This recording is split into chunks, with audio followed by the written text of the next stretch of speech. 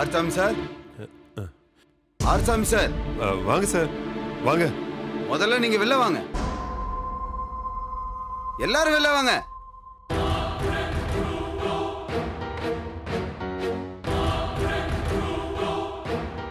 என்ன சார் ஆச்சு? என்ன சார் இப்படி பண்ணிட்டீங்க? நல்ல குடும்பம், பாரம்பரியமான வீடுன்னு நினைச்சு தானே வாங்க வந்தோம். இப்படி ஏமாத்திட்டீங்களே. காசுக்கு ஆசைப்பட்ட அந்த புரோக்கரு இந்த வீட்டை என் தலையில கட்டிட்டு போயிட்டான். கமிஷனை வேற வாங்கிட்டு போயிட்டான். அப்படியெல்லாம் எதுவுமே இல்லை சார். வீடு எங்களுது தான். இவங்க தான் தேவையில்லாம ஏதோ பிரச்சனை எல்லாம் பண்றாங்க சார். இங்க பாருங்க, மரியாதையா சொல்றேன், நீங்க கொடுத்த டாக்குமெண்ட் எல்லாமே ஃபோர்ஜரி. இல்ல சார். எல்லாரையும் பணம் கொடுத்து செட் பண்ணிருக்கீங்க. எது எப்படியோ தொலைஞ்சு போங்க. நான் கொடுத்த மொத்த பணமும் எனக்கு வந்தாகணும்.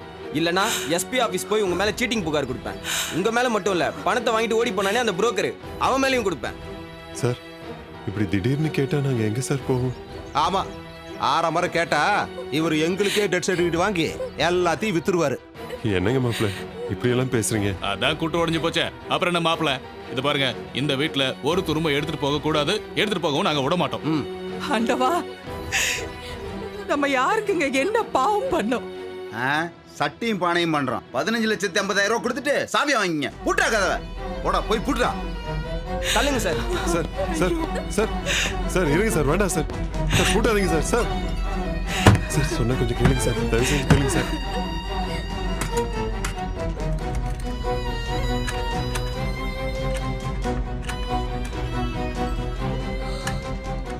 சார் சார் சார் கொஞ்சம் பொறுமையா நான் சொல்றது கேளுங்க சார்.